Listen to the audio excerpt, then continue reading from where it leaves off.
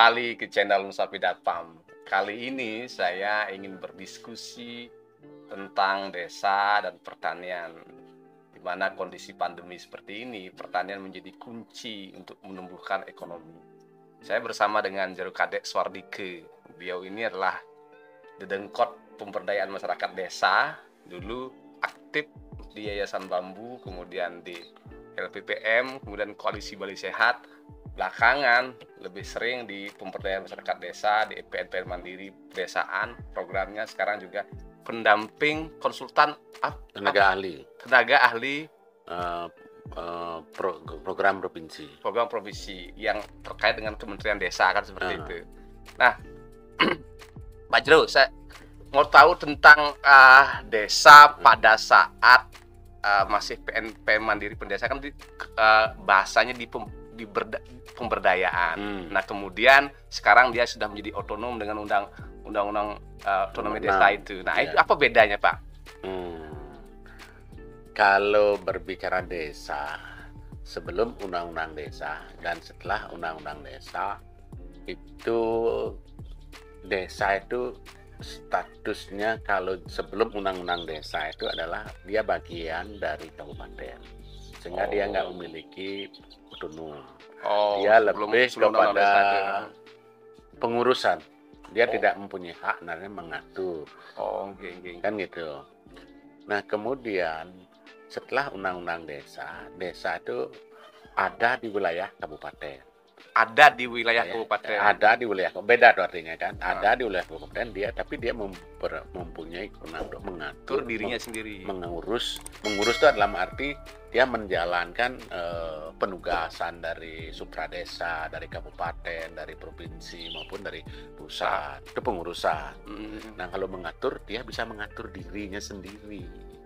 Mungkin disebut dengan otonom, kan gitu istilahnya kan. Itu lebih ke arah kemandirian dia.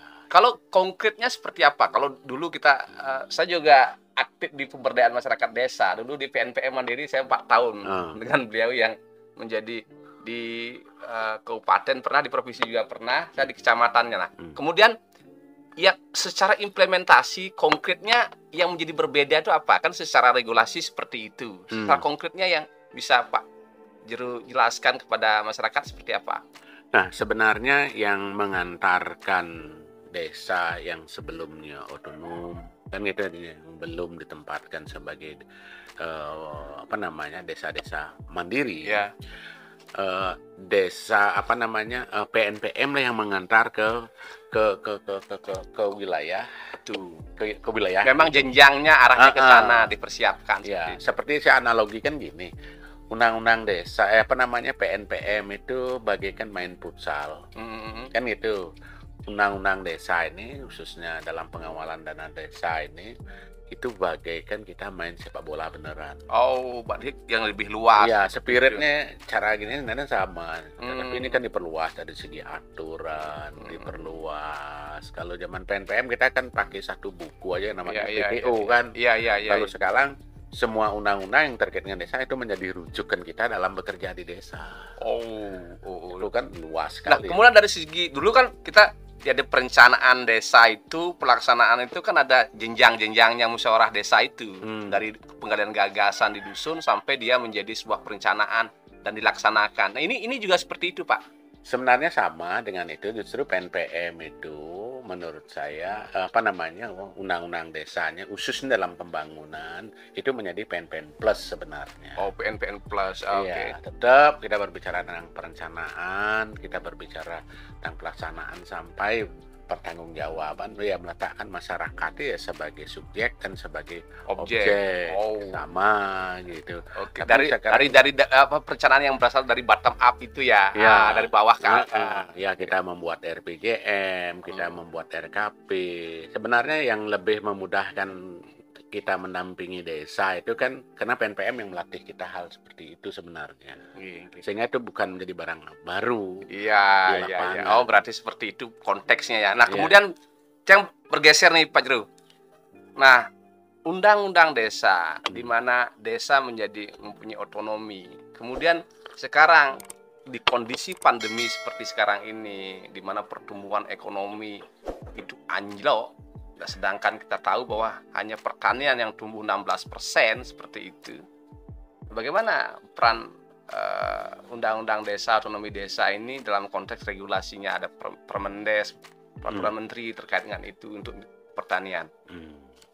Ya sebenarnya kan kalau kita di Bali atau di orang Indonesia, yang dilupakan adalah membaca-baca yang tersirat.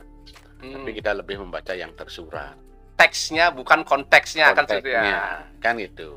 Sebenarnya dengan adanya COVID ini, sebenarnya kita harus membaca ini tanda-tanda alam ini seperti apa. Kalau lebih daripada leluhur, kita kan membaca tanda-tanda alam itu kan. Oh iya.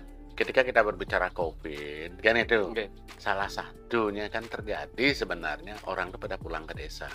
Desanisasi lah. Desanisasi. Ingat dengan kampung. Kan itu secara fisiknya. Sebenarnya lebih jauh lagi dia harus ingat dengan dirinya itu sendiri. Karena suatu saat kamu akan pulang. Iya. Akan pulang. Sejauh-jauh burung terbang kamu akan pulang seperti itu. Pulang ke desa. Kan itu dulu. Tetapi lebih jauh lagi dia suatu saat akan pulang kepada rumah yang paling tua. Iya. Untuk pulang ke rumah tua itu kamu harus ingat di dirimu. Supaya kamu nggak lupa tentang rumahmu itu. Supaya kamu nggak terus melakukan perjalanan. Lupa pada diri kan seperti lupa pada diri sendiri kan gitu. Itu kita berbicara omong skalone itu kan gitu. Kalau omong skalone kita pulang ke desa, kenapa sih kita perlu disuruh pulang ke desa? Kan gitu. Ini kan pertanyaan kita ini. Kalau kita sudah dipulang ke desa, berarti kan itu salah satu. Kalau kita berbicara desa ya hampir ya 70% masyarakat itu hidup di pertanian. Kita berbicara konteks Indonesia lah. Kan gitu. Kita juga belajar dari Bali. Oke, pariwisata itu dampaknya memang multiplier efeknya memang luar biasa terhadap pertumbuhan ekonomi Bali. Nah, ya kan. Tapi ketika COVID datang, masyarakat Bali yang 70% hidup langsung maupun langsung dari pariwisata betul-betul kena dampak. Ya, seperti pertumbuhan ekonomi kita sampai minus 12%. Kan gitu. Nah, ketika saya jalan-jalan ke desa umpamanya, desa-desa pertanian gitu loh. Saya tanya dengan petani-petani itu, dia nggak merasakan COVID ketika anaknya pulang, ketika cucunya pulang yang kerja di hotel, baru dia tahu ada COVID. Berarti tidak terdampak sama sekali. Tidak terdampak sama sekali sebenarnya dia dengan COVID ini gitu. Baru dia ada COVID. Dia kan biasa kalau orang desa dia punya sayur, dia punya kemandirian pangan lah. Kemandirian pangan itu secara tidak langsung sudah terjadi di tingkat desa. Nah kemudian bagaimana ada nggak regulasi atau peraturan setingkat menteri yang turunannya yang mendukung pertanian? Karena saya lihat juga pertanian kan sekarang digaungkan tidak di level nasional saja sampai level desa. Nah yang paling penting sekarang saya bilang seperti itu kan. Yang sebelum bicara itu saya bicara konteks Bali. Bali pun sebenarnya belum ada keterpaduan antar sektor, kan itu pembangunan antara pertanian dengan pariwisata. Dampaknya seperti itu maksud saya tadi. Ketika pariwisata dari dulu itu terpadu, kan itu bahwa pariwisata itu bukan jadi tujuan, kan itu jadinya. Mungkin dampaknya terhadap Bali tidak seperti sekarang. Nah, sejalan dengan itu, Bali itu kan memiliki sebenarnya yang namanya Trihito-Krano. Ya, pembangunan puin bahasa nasionalnya ya, pembangunan berkelanjutan. Kalau bahasa gininya, Mbak Inggrisnya ya mungkin sustainable development. Kan gitu. Nah, sejalan juga dengan itu sekarang arah kebijakan pembangunan desa itu adalah SDGs. Makronya. Ya, Sustainable Development Goal desa. Kan itu. Nah, kalau kita berbicara SDGs, berarti kita kan berbicara tentang pembangunan berkelanjutan. Bagaimana kita menciptakan pembangunan berkelanjutan? Kan harus ada pertama kali adalah keterpaduan. Dari semua sektor itu. Dari semua sektor, dari semua pelaku itu harus terpadu. Kalau bahasa Balinya hubungan harmonis antara manusia dengan manusianya, manusia dengan pawongannya, manusia dengan Tuhannya. Ini harus terjadi. Bicara berkeberlanjutan, gitu. Bicara keberlanjutan artinya kita prinsip-prinsip pembangunan itu harus ditempatkan, kan gitu, memenuhi kebutuhan sekarang tanpa mengorbankan kebutuhan generasi yang akan datang. Sehingga alam ini harus dijaga. Sehingga bisa berkeberlanjutan. Kan itu Pas, kita pas, berbicara Tri. Nah, kan prinsipnya sama dengan Tri Cokrono itu sendiri. Oh iya, Ya. pawongan Nah, pelemahan. kalau kita berbicara seperti itu ya masyarakat kita itu ya hampir sebagian besar itu hidup di desa. Nggih. Kan seperti itu, 70% masyarakat itu hidupnya di desa. Kan itu Ya, sudah itu 70% hampir itu kita pedesaan. nggih. Kan gitu. Nah, kalau SDGs ini berjalan, 74% itu akan berkontribusi terhadap pembangunan nasional. Kemajuan pembangunan nasional. 40% untuk kemajuan nasional. 74%. 74%. Kalau desa-desa ini maju, berarti kontribusi 74%. Dan pertanian itu kan menjadi domain. hal pokok jadinya dia. Ya, jadi pokok kalau kita berbicara pedesaan. Tinggal Ini sekarang menarik. bagaimana kita mengembangkan pertanian yang berkelanjutan sesuai dengan potensi kondisi dan jangan melupakan market driven itu sendiri. Oke. Makanya ya pertanian tuh yang kedua kita membaca data statistik ya pertanian tuh pertumbuhnya positif Ya. dan di samping digitalisasi. Iya. Ketika ini positif, kenapa nggak ini kita ginikan? Dipadukan. Iya pertanian Kolaboratif. ya 4.0 kan gitu Iya. istilahnya. Menarik nih Pak Jero. Saya melihat bahwa ada keterpaduan. Kalau kita bicara masalah manajemen yang terbaru sekarang itu kan orkestrasi manajemen, keterpaduan istilahnya. Kemudian juga kalau kita bicara data hari ini saya baca dari Sri Mulyani bahwa mengatakan bahwa ekspor non migas kita drastis naik akibat pertanian. Nah ini kan 74% itu kan menjadi kontennya desa, kontennya lokal, tapi konsepnya global ini ekspor. Nah ini bagaimana Bali bisa secara spesifik bisa lepas dari permasalahan yang membelit sekarang terpuruknya pariwisata. Yang pertama, Bali itu harus melakukan suatu re-thinking tentang pariwisata itu sendiri. Bahwa pariwisata itu harus ditempatkan menjadi tujuan, bukan tujuan, dijadikan bonus. Oke. Dari kita menjaga alam Bali. Kalau alam Bali itu memang pertanian, alam pedesaan itu pertanian. Ya pertanian nikah. Itu yang dijaga tata Itu ruangnya. yang dijaga. Kalau namanya budaya, ya budaya itu yang dijaga. Sehingga ini betul-betul terjaga jadinya. Keunikan ini, kan itu cara kita bertani yang baik ini, yang berkelanjutan ini menjadi destinasi wisata nantinya. Seandainya pun nanti COVID atau bencana lain lagi terkait dengan pariwisata, kita masih bisa tetap berjalan. Tapi ketika pariwisata itu tumbuh, kita mendapatkan bonus, mendapatkan nilai lebih. Ini kesadaran baru berarti karena kan saya membaca begini, PDRB kita produksi domestik regional bruto kita di Bali itu 52%